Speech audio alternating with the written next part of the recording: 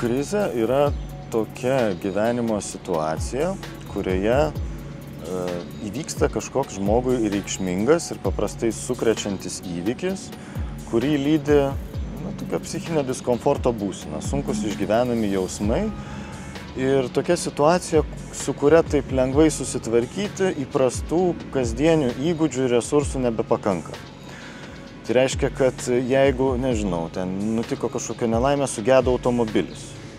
Tai žmogus retai, kada patenka į krizę, turbūt jam veikia protas, ką daryti toj situacijai, kur ten paskambinti, kur jį nuvežti ir panašiai. Jeigu žmogus pirmą kartą palaidoja savo artimą žmogų, tokia situacija jau yra gerokai reikšmingesnė, gerokai sudėtingesnė, kelia daug daugiau sudėtingų jausmų ir nėra aišku, kaip su tuo būti. Dažniau krizę lydi tokie išgyvenimai kaip pasimetimas, neaiškumas, beviltiškumas, kažkokie gali būti neviltis, liūdesys, pyktis. Šiaip krizėje labai daug visokių emocinių išgyvenimų. Paprastai krizės yra emociškai labai ryškia.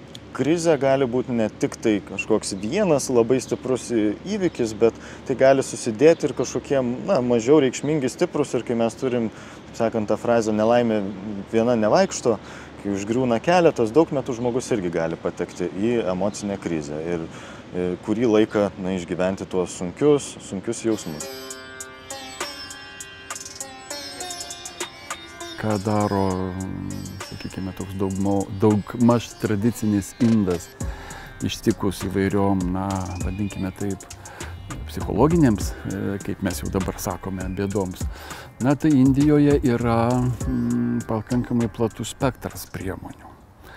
Ir tos priemonės yra pradedant nuo šiuolaikinės, modernios, vakarietiškos psichoterapijos. Bet tai yra mažuma palyginus, vis dėlto dar tik didmiesčių pasiturintis elitas, kuris siekia atrodyti vakarietišku, kreipiasi terapijos. Bet didžioji šalies gyventojų dalis vis dėlto kliaunasi tradiciniam priemonėm. O tradicinių priemonių bagažą sudaro pirmiausiai, tai, ką aš pavadinčiau religinės priemonės. Tai Indijoje įprasta, kad šeima, netgi giminė arba konkrečiai atskiras žmogus turi kažkokį dvasinį mokytoją. Pasirengta arba per šeimą perimta, kaip jau minėjau, šeimos. Ir dvasinis mokytojas, kuris gali būti koks nors ir šventikas, ir gali būti ir kaip mes tradiciškai sakom, panditas, tai yra tradicinės žinijos daktaras. Yra savotiška atspirtis tokiais atvejais, dažniausiai tai vyras, kartais be abejo būna ir moteris, kreipiamasi patarimo, kreipiamasi pagalbos, kreipiamasi su bandymu pasipasakoti, apsakyti savo bėdas. Pavadinkime tokią religinės terapijos formą. Kokias priemonės tokiu būdu šventikas, žinys ar taip vadinamas sadhu, šventas žmogus, kaip mes sakome, priskiria, priklauso nuo dominuojančios religinės praktikos. Bet tos priemonės neišvengiamai yra iš religinio arsenalo. Ką tai reiškia? Tai gali patarti vis dėlto kažkokią religinę piligriminę kelionę, gali patarti dažniau lankytis šventyklose, melstis daugiau, medituoti. Bet vėlgi priminsiu, kad Indijoje dominuojanti praktika vis dėlto yra ta tokia bhaktinė, devocionaliaus pasišventimo, emocinio, adoravimo, garbinimo. Ką mes turime, kad ir Lietuvoje, pavyzdžiui, Krišnos garbintojai, jie ir vadinami yra bhaktais.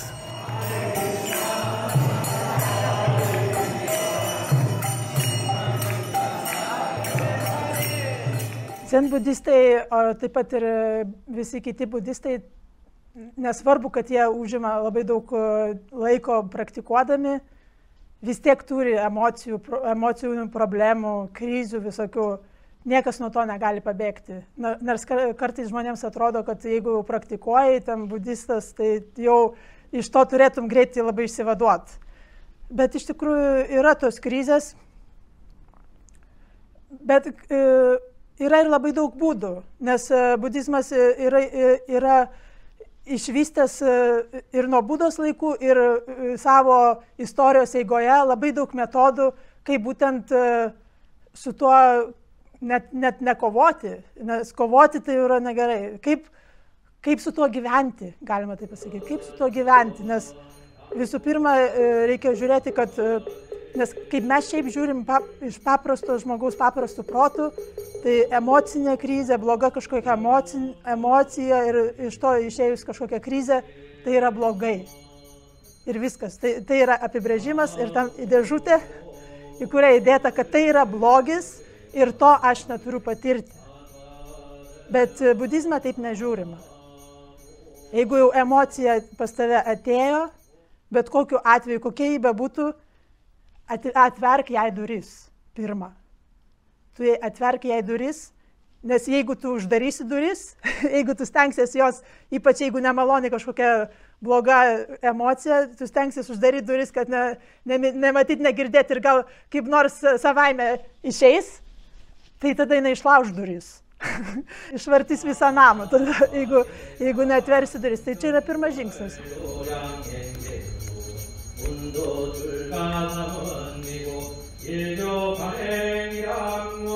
Krizėse žmogui yra labai svarbi pagalba. Jeigu šiaip gyvenime yra visai nebloga taisyklė, nekišk pagalbos ten, kur tavęs neprašo, tai kai žmogus krizėje iš kitų esančių šalia visai svarbus proaktyvumas. Jeigu net žmogus pats neprašo, galbūt mes turim kažkokį bičiulį savo rate tokį žmogų, kuris vadžinom, kad jam nutiko svarbus kažkoks įvykis, nežinau, ten tarkim išsiskyrė su antra pusė ir tuo pat metu kažką iš tėvų palaido. Ir pradžioj gal jis bendravo su mumis, po kelių savaičių užsidarė. Svarbus pasiteiravimas, kad klausyk, tavo gyvenime nutiko reikšmingų įvykių ir tokių nelengvų. Tu kažkaip paskutiniu metu užsidarai, nebendrauji, man kažkaip kyla susirūpinimas ir viskas gerai. Gal susitinkam, pabendrausim, jei nenori sunkiom temom kalbėti, tiesiog pabūsime. Svarbus proaktyvumas ir lygiai taip pat žmogui, kuris yra krizėje. Jeigu jis girdi, pavyzdžiui, šitas mintis ir jam kažkaip nugula ta frazė, kad aha, tai jeigu dabar aš išgyvenu visą tai, tai reiškia man nepakanka resursų, okei, tai svarbi dalis yra ne bandyti pačiam su visko susitvarkyti, bet kreiptis pagalbos, palaikymo artimųjų, bendruomenės, mes gyvenam kur kas labiau individualistiniai visuomeniai, tai tam yra paslaugos, tam yra psichologai, psichoterapeutai, yra visokios palaikymo grupės. Ir panašus dalykai. Svarbu, kad krizės metu žmogus neliktų vien tik tai pats bandantis su tuo tvarkytis, nes krizė gali užsitęsti.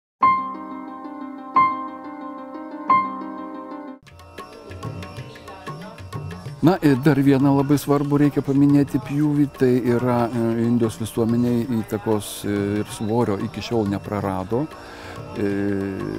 astrologija. Ir labai dažniausiai man teko vykdyti ir tyrimus, bandant suvokti astrologo statusą, vietą šiuolaikiniai visuomeniai. Dažniausiai ištikus bėdoms, kaip sako, laimingi žmonės pas mus neateina, ateina tie, kurie turi kažkokių problemų, ateina dėl savęs, dėl vaikų, dėl šeimos, dėl ateities, dėl dabarties įvairių reiškinių. Na ir astrologas vėlgi jau šiuo atveju pasitelkia savo priemonių arsenalą. Tačiau turbūt nieko paradoksalaus tame nėra, kad vis tiek astrologas Indijos visuomeniai užimantis iš esmės religinės veiklos sferą, nes astrologija Indijoje yra sudėtinė religinės praktikos dalis jau daug metų. Vis dėlto astrologas tai, ką daro, ką jis paskiria, bendrai tariant, tai yra vėlgi bemaž tų pačių, kaip ir šventiko, priemonių arsenalas. Mantros, maldos, piligrimystės, rudrakšos, tai yra kavačia arba rudrakša, tam tikri specialūs amuletai su apsaugos priemonėm, tam tikri šventi karoliai iš šventų vietų, ir taip toliau, taip toliau. Galų gali atlikti pūdžią, atlikti paaukojimą, atlikti atnašavimą vienai kitai dievybei, atlikti piligriminę kelionę ir taip toliau, taip toliau. Dar paskirais atvejais tiek šventikas, tiek astrologas tradicijai Indijos visuomeniai gali nukreipti pas, sakykime, tokį jau sudėtingesnės praktikos specialistą, na, vadinkčiau, tantrinių praktikų specialistą, arba ajurvedinės, indiškos klasikinės medicinos vaidija, tai yra sanskritiškas žodis, na, gydytojas, tradicinės medicinos.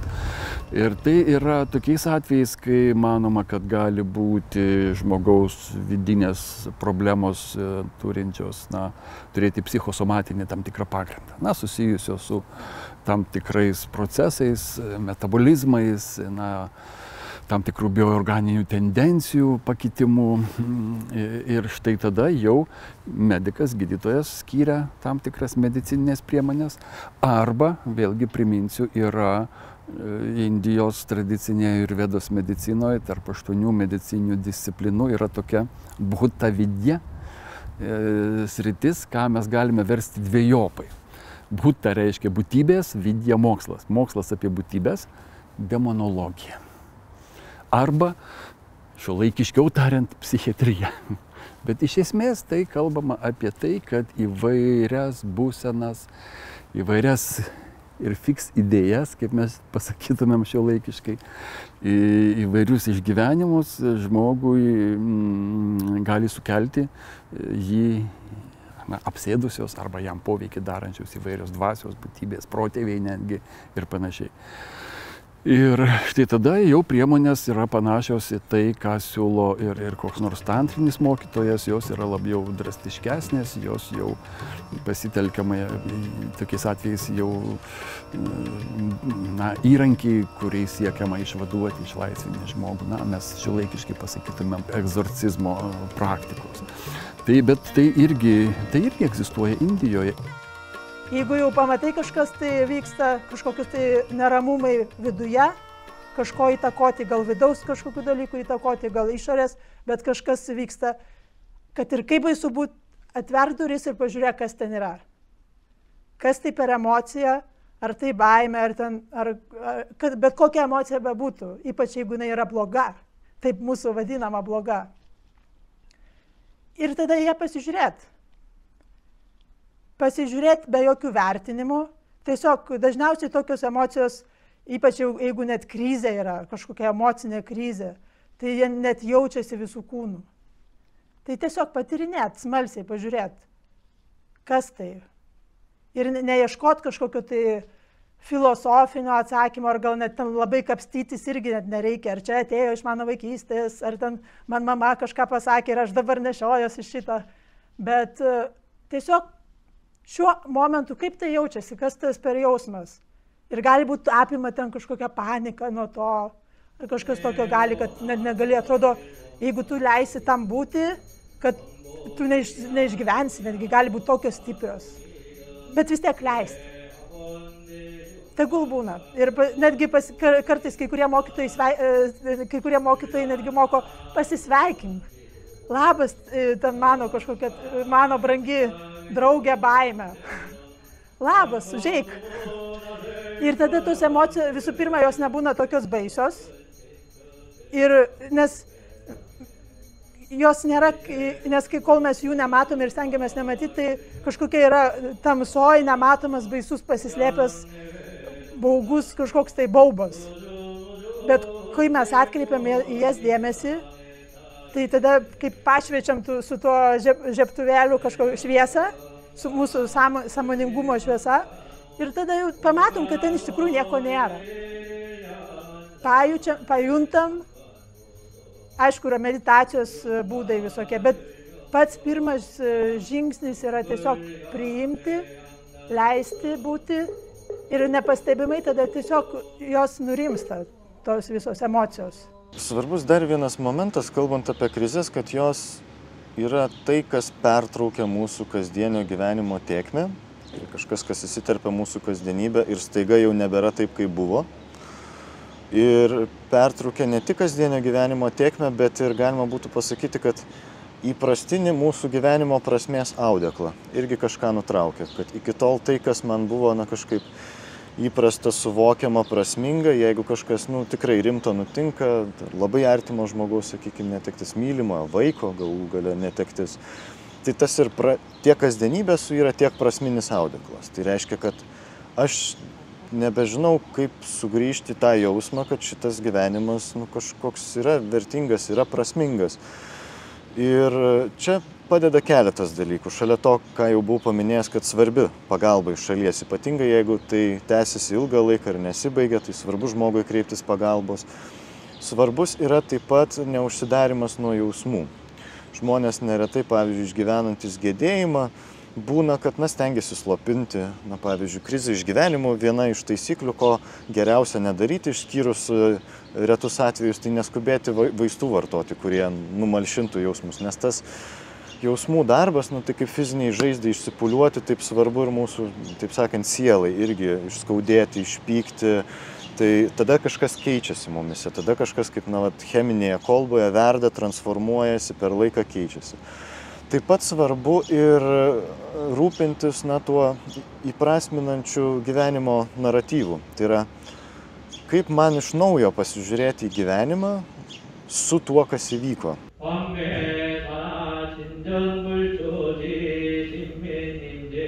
Stabdyti savo protą yra mūsų mitas. Mes taip truputį neteisingai suprantame budizmą. Kai mes pradedam pradžioj mokytis budizmo, kažkaip tai visi ir aš tuo pačiu taip pat įsivaizduojam, kad protas yra blogybė, mintis yra blogybė, sugadina mūsų visą gyvenimą ir gadina toliau visą gyvenimą.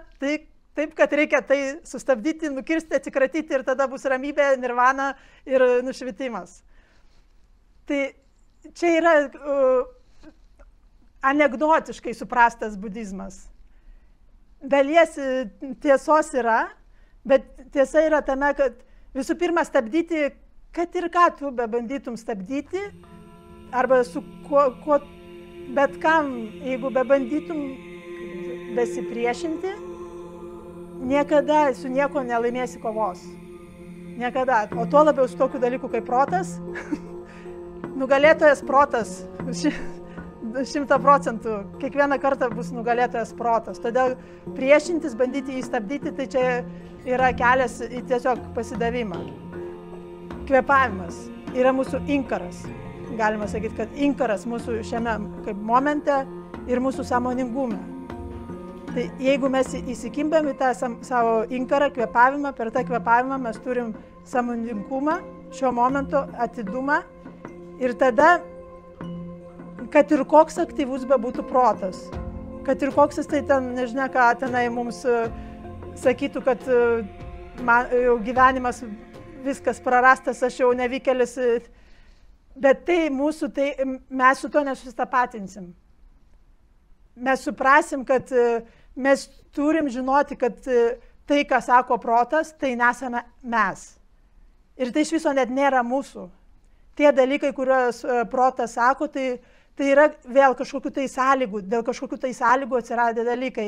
Ir didžioji dalis tų dalykų yra net ne mūsų, ne didžioji, beveik galima sakyti visi dalykai, ką mes gaunam į tą protą, tai nėra mūsų originalios kažkokios mintis. Viskas iš kažkur pasiimta, nėra mūsų, nieko nėra mūsų. Kvėpuoji, stebi kvėpavimą ir stebi, kas darosi protą. Bet jokiais būdais nekovot. Neiti karą, stebi, pamatai mintis, kažkokia mintis atėjo, vėl grįžti į kvėpavimą. Vėl kvėpuoji, vėl mintis atėjo, vėl neplakti savęs, nes mes labai mėgstam plakti save. Atėjo daug minčių, tai reiškia, aš nemoku susikaupti, aš nemoku ten medituoti, mano protas labai stiprus, nesvarbu. Nesvarbu, koks tas protas, vėl grįžti į kvėpavimą. 100 000 milijoną kartų atgal vėl į kvėpavimą, nesvarbu, kiek kartų, koks skirtumas. Tyrimai psichologiniai rodo, kad žmonės, kurie yra tikintis, jie lengviau pereina per krizes. Bet tikintis turiu omeny nebūtinai kažkokia religija. Religingiems žmonėms tai bus apie jų religiją, nereligingiems, sakykime, agnostiškiems žmonėms tai bus apie tikėjimą gyvenimo prasmingumu. Kad tai, kas vyksta mano gyvenime ir tai, kas nemalonaus, kas likimo smūgiai kažkokie, kad tai turi kažkokią reikšmę. Tas pamatinis jausmas, kad tai turi kažkokią prasmę. Šitas tikėjimas irgi žmonėms padeda grįžti į kažkokį visuminį paveikslą ir tą įvykį, kuris atrodo sudaužė visą paveikslą, kažkaip inkorporuoti, kažkaip integruoti, bet jau į naują, jau kitokį paveikslą. Krizės, man regis, iš kinų kalbos hieroglife yra reikšmė, dvi reikšmės sudurtos yra pavojus ir galimybė. Tai čia yra labai svarbi ir galimybės dalis, kad žmonės, kurie įveikia krizės, tame vyksta daug subrendimo asmenybės, tame vyksta augimo, tiek dvasinio, tiek psichologinio. Tai galima būtų sakyti, kad per įvairias krizės jau vykia daug augimo žmoguje. Tad krizių įveikimas ir neužsidarimas nuo jų yra vienas labiausiai žmogų brandinančių dalykų iš tiesų. Tad kaip galėtų beskambėti keistai ir galbūt net šiek tiek atšiauriai žmogui, kuris yra krizėje, kai aš pasakau, kad krizė yra ir dovana mums. Kad jeigu tai ištinka, tai reiškia mums dovanojama galimybė augti. Labai sunki, labai neprašyta, labai nemaloni, kurios mes tikrai nekviestumėm į savo gyvenimą. Bet ją pereinant, mes keičiamės. Bet tas perėjimas nėra lengvas.